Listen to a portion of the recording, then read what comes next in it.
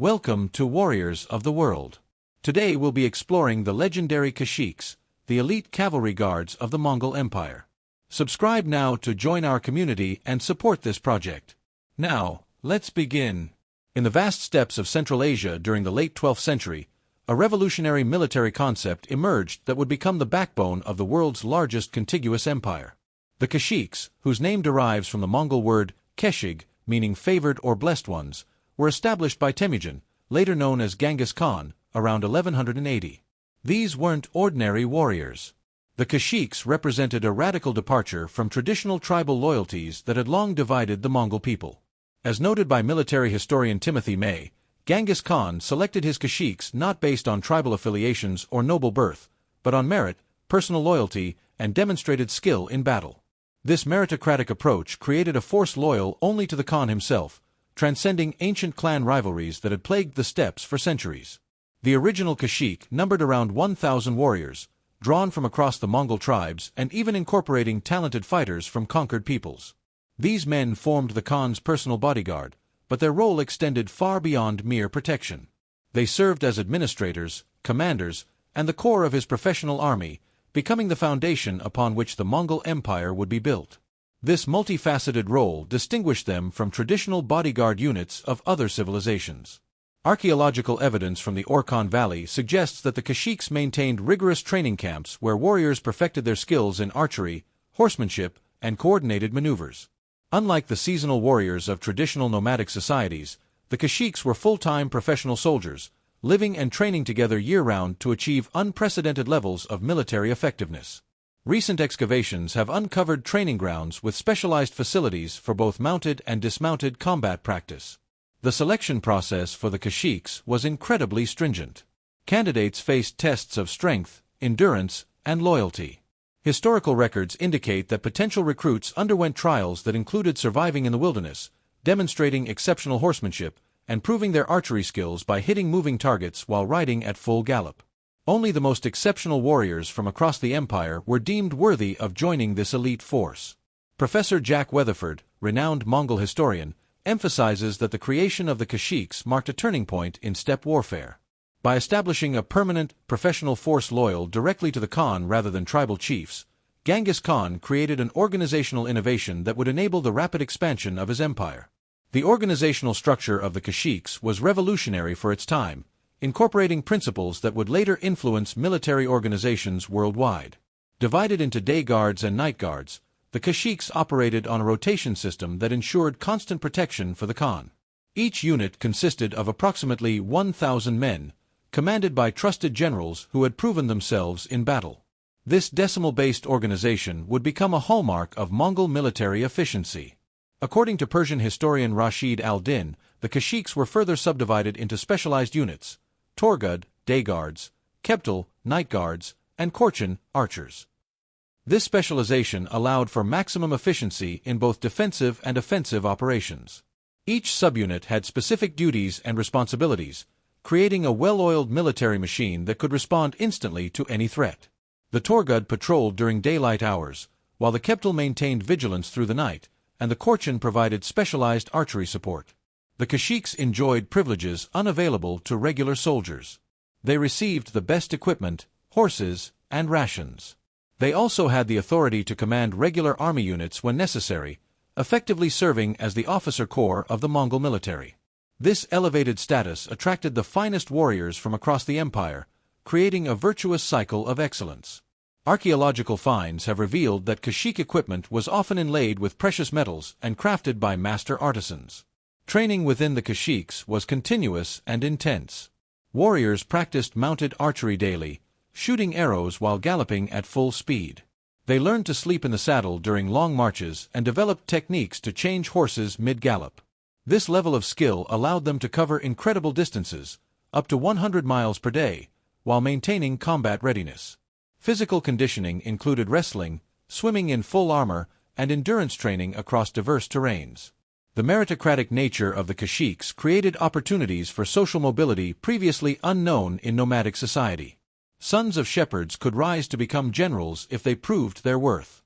This system not only strengthened the Khan's power by creating a class of warriors loyal directly to him, but also motivated ambitious individuals from all backgrounds to excel in military service. Historical records document numerous instances of common-born Keshiks rising to positions of great authority. Administrative duties were as important as military ones. Keshiks often served as tax collectors, judges, and diplomatic envoys.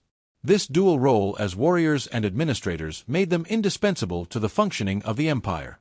Their education included literacy in multiple scripts, basic accounting, and legal knowledge, making them true Renaissance men of the steppe.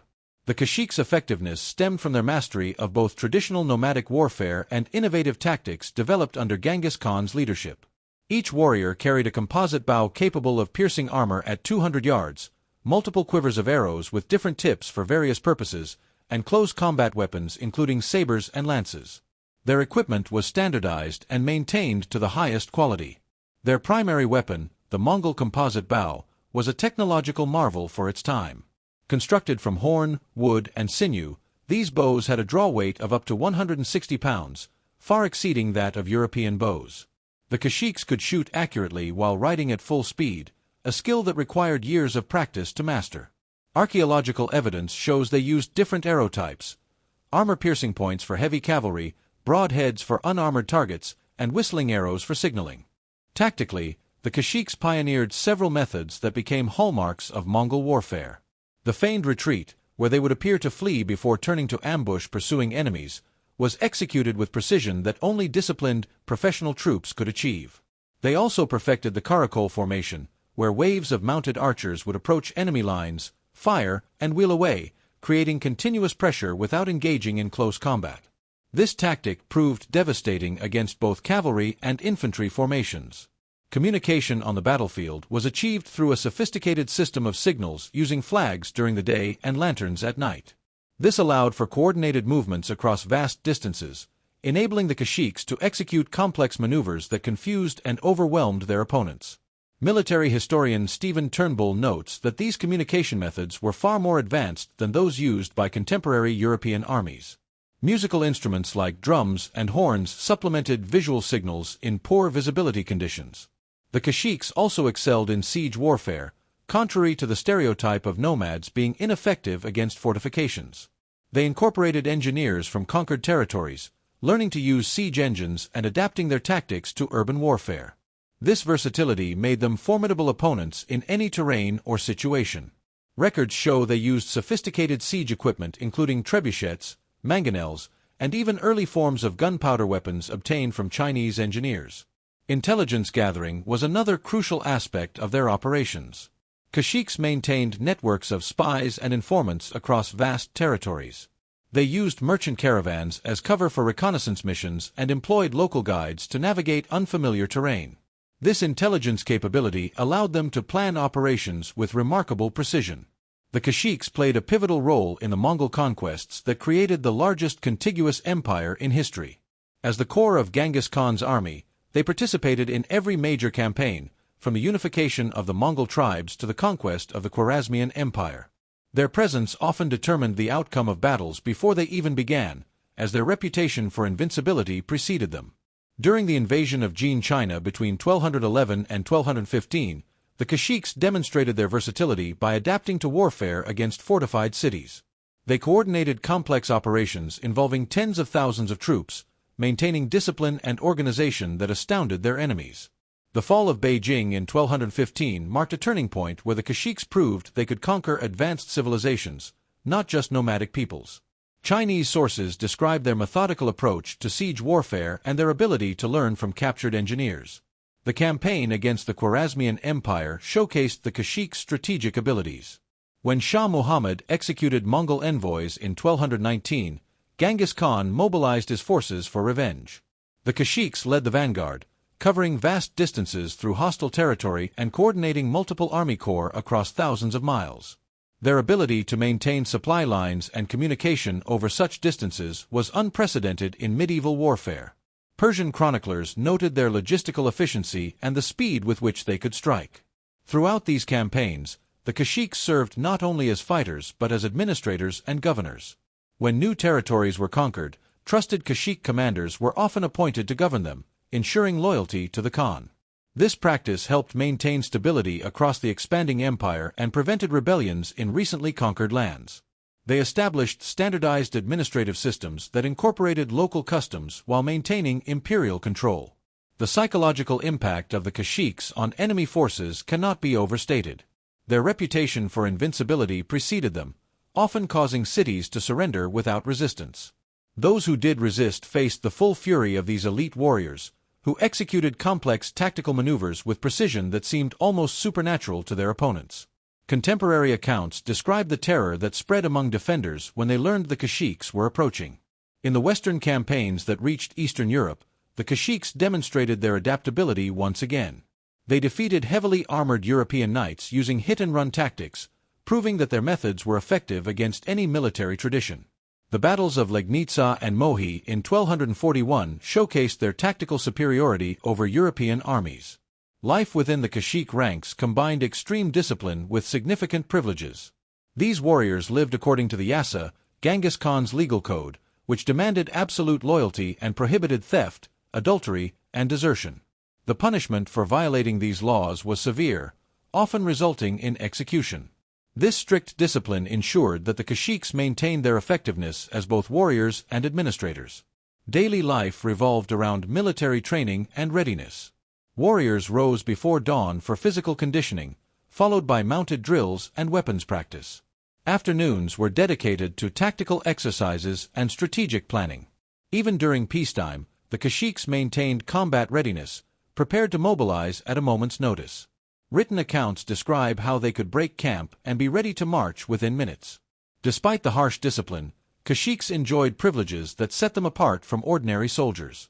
They received the best portions of plunder after victories, had access to the finest horses from the imperial herds, and could rise to positions of great power and wealth.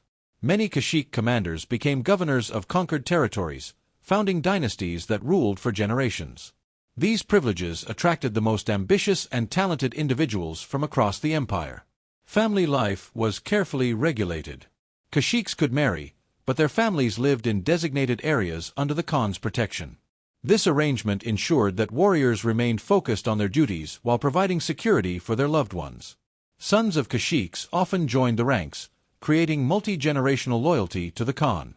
Historical records show that some families served as Keshiks for 5 or more generations. The spiritual life of the Keshiks reflected the religious tolerance of the Mongol Empire. While many followed traditional shamanistic practices, others adopted Buddhism, Islam, or Christianity. Genghis Khan's policy of religious freedom extended to his elite guard, as long as their primary loyalty remained to him and the empire. Archaeological evidence from Keshik burial sites shows artifacts from various religious traditions. Education was an important aspect of Keshik life. Besides military training, they learned multiple languages, basic administration, and diplomatic protocol. This comprehensive education prepared them for their roles as imperial officials and commanders. Some Keshiks became accomplished scholars and poets, contributing to the cultural life of the empire. As the Mongol Empire expanded and evolved, so did the role of the Keshiks. Under Genghis Khan's successors, their numbers grew from the original 1,000 to approximately 10,000. They became not just the Khan's bodyguard but the empire's central administrative and military institution. This expansion reflected the growing complexity of governing a vast, multi-ethnic empire. During the reign of Kublai Khan, the Keshiks adapted to the requirements of ruling a sedentary empire. They took on administrative roles in the Yuan dynasty of China, serving as tax collectors, judges, and civil officials. This transformation demonstrated their versatility and the trust placed in them by the ruling family. Chinese records from the Yuan period describe Keshiks as efficient administrators who combined Mongol discipline with understanding of local customs. The influence of the Keshiks extended beyond the Mongol Empire. Military organizations throughout Eurasia adopted similar concepts of elite guard units loyal directly to the ruler. The Ottoman Janissaries, Russian oprichniki, and various European royal guards all bore similarities to the Keshik model, though none matched their combination of military prowess and administrative capability. These later organizations studied Mongol military practices and attempted to replicate their success. Archaeological discoveries continue to reveal new information about the Keshiks. Recent excavations in Mongolia have uncovered training grounds and garrison sites, providing insights into their daily lives and training methods. These findings confirm historical accounts of their sophisticated organization and high level of professionalism. Artifacts recovered include training manuals written on birch bark and personal equipment that demonstrates their privileged status. The military tactics and organizational principles developed by the Keshiks influenced warfare for centuries. Their emphasis on mobility, communication, and merit-based promotion can be seen in modern military doctrines. The concept of an elite force combining combat capability with administrative expertise remains relevant in contemporary special forces units. Military academies still study their campaigns as examples of operational excellence. Economic impact studies suggest that the Keshik system contributed significantly to the prosperity of the Mongol Empire. Their efficient administration and protection of trade routes facilitated the growth of commerce across Eurasia. The famous Silk Road flourished under their protection, enabling unprecedented cultural and economic exchange. The legacy of the Keshiks transcends their historical role as elite warriors. They represent a revolutionary concept in military organization that broke traditional tribal barriers and created a meritocratic system based on ability rather than birth. This innovation was crucial to the success of the Mongol Empire and continues to influence military thinking today. Modern military strategists still analyze their organizational principles for insights into effective force structure. In Mongolian culture, the Keshiks remain symbols of loyalty, courage, and excellence. Their stories are preserved in oral traditions, epic poems, and modern literature. The annual Nadam festival features competitions in the three manly arts: archery, horse racing, and wrestling, skills that every Keshik warrior mastered. These traditions keep their memory alive in contemporary Mongolian society. Modern military historians continue to study the Keshiks as an example of effective military organization and training. Their ability to maintain discipline and cohesion across vast distances, their adaptability to different forms of warfare, and their integration of diverse peoples into a unified force offer lessons for contemporary military leaders. Recent academic conferences have focused on applying Keshik principles to modern military challenges. The archaeological record continues to yield new discoveries about the Keshiks. Recent finds include weapons caches, training manuals written on birch bark, and garrison sites that reveal the sophisticated logistics supporting these elite warriors. Each discovery adds to our understanding of how this relatively small force helped create and maintain the world's largest empire. Advanced technology like ground-penetrating radar has located previously unknown Keshik facilities. Today, the term Keshik has entered military vocabulary as a designation for elite guard units. From Mongolia to Central Asia, modern military units claim descent from or inspiration by the original Keshiks, demonstrating the enduring power of their legend. Several nations have named their presidential guard units after the Keshiks, honoring their legacy. Cultural impact extends beyond military circles. The Keshiks appear in films, novels, and video games, often portrayed as the epitome of warrior excellence. This popular culture presence ensures that new generations continue to learn about these remarkable warriors. Their story resonates with modern audiences seeking examples of merit-based achievement. The story of the Keshiks reminds us that military excellence stems not just from weapons or numbers, but from organization, discipline, and leadership. Their achievements stand as a testament to what can be accomplished when merit supersedes tradition and loyalty is earned through respect rather than fear. The principles they embodied, professionalism, adaptability, and dedication, remain relevant in any era. As we conclude our exploration of these remarkable warriors, we're reminded that the Keshiks were more than just elite soldiers. They were the embodiment of a revolutionary idea that talent and dedication matter more than birth or tribal affiliation. This principle helped forge an empire that changed the course of world history and continues to inspire those who seek excellence through merit. The Keshiks' legacy challenges us to consider how organizations can transcend traditional boundaries and create systems that reward ability and dedication. Their story remains relevant in our modern world, where meritocracy and equal opportunity continue to be important social goals. Subscribe now, become a member, turn on notifications, share this video with your friends, and leave a comment so we can compare our knowledge and sources. Thank you for following our channel. Until our next strategic journey, here at Warriors of the World.